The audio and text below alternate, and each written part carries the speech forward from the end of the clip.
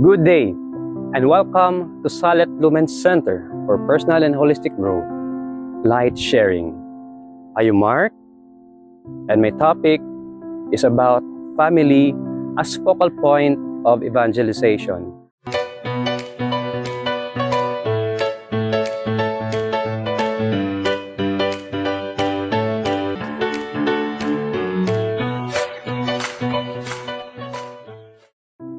Join me to reflect three main points on the family itself. First, we'll take our reflection for the family as our identity. Second, we'll discuss about marriage and God's plan. And third is the pastoral perspective and the role of the Christian family in the modern world. Our first topic is family as our identity. When we talk about the family, we are confronted with the image of a father, of a mother, and a son or daughter. This is the basic ideal that we have, especially in our society. And at the same time, when we go back to our homes, we feel the experience of these people around us, these people that have given their life and love for us. Our family becomes our self-identity, our values that we have, that we share in the community. We take it from our family. This is the reason why when people is able to achieve something in life, it is as if the father or the mother is able to achieve something as well. When their son or daughter is able to pass on PRC, on bar exam, or even were able to train on something that enhanced their skill, it's as if the pride of the family itself becomes a shared moment for every one of them. And because of this, our society also recognizes the family as the basic social institution. Everything passes by way of family. Our family becomes our connection to the outside world. And this is where we gather our strength. This is where we gather our inspiration and motivation to move on despite the challenges of everyday life, despite the hardships and trials that we encounter. Second, we'll discuss about marriage and what is God's plan. When we go back to the book of Genesis, chapter 1 and chapter 2, we are confronted with a beautiful reality. And what is this? That God created man in His image and likeness. When we talk about image, we talk about God Himself that formed us to be one with Him. When we talk about likeness, it is a reminder for us that we are not totally independent. We depend our life and anchor our life to God.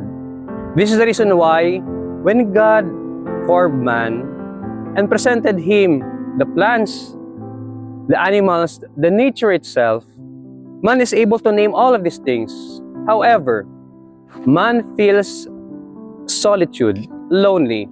Why? Because of all the creation that is presented, man is not satisfied with this. And this is the reason why God, in His infinite goodness and love, put a deep sleep on man and created the woman in his ribs.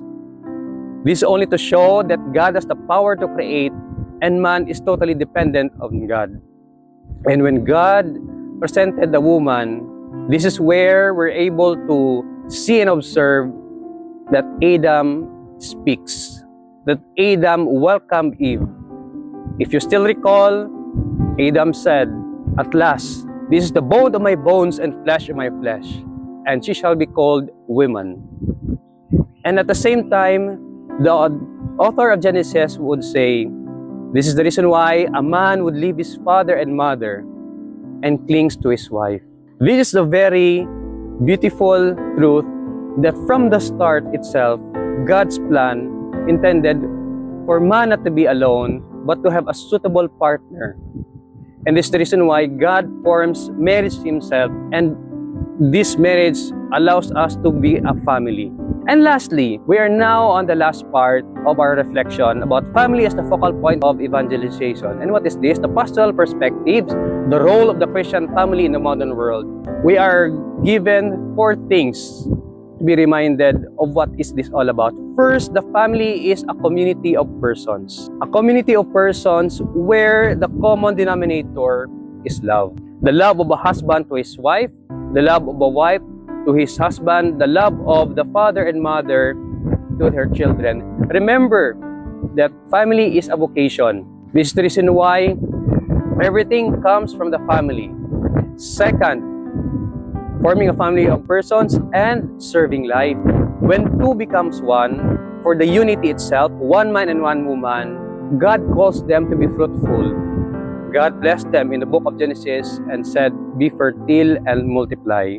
This is the reason why in the sacrament itself, God blesses the man and the woman, a son or a daughter, serving life. And man and the woman becomes a co-creator of God. And this is a certain blessing that not all of us had been given. This is a certain privilege. Third, participating in the development of the society. The family itself is a basic social institution, as mentioned a while ago. Since this is a basic social institution, we have the role to beautify the world. We have the role to fulfill our duties and responsibilities in the society. We may be a teacher, we may be a doctor, a nurse, an architect, an engineer, or maybe we become priests, we become sisters, we become brothers, or just a single blessedness. Whatever vocation that we have, we become part of the society and we become part of its development. And lastly, we share in the life and mission of the church. This is the reason why the church have the commission on family and life, and it also interconnects with the Christian family movement, Bukas Loob sa Diyos, with the Couples for Christ and other family ministries that allows the church to accompany the family in their journey. Lastly, this is a bonus point.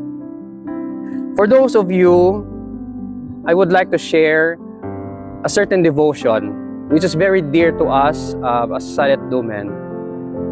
Remember guys, the rosary starts with a cross, with a crucifix, and it ends with a cross and crucifix when we meditate and contemplate its mysteries. May you encourage one another in moments of trials and sufferings, in doubts. Please remember the rosary, one of the beautiful prayers of the church, one of the certain prayers that we allow ourselves to reflect our life. So thank you so much for listening. Pray for us, pray for all of us here. And this is silent-lumen, the Center for Personal and Holistic Growth, Light Sharing. In burning, we give light. Everyone matters.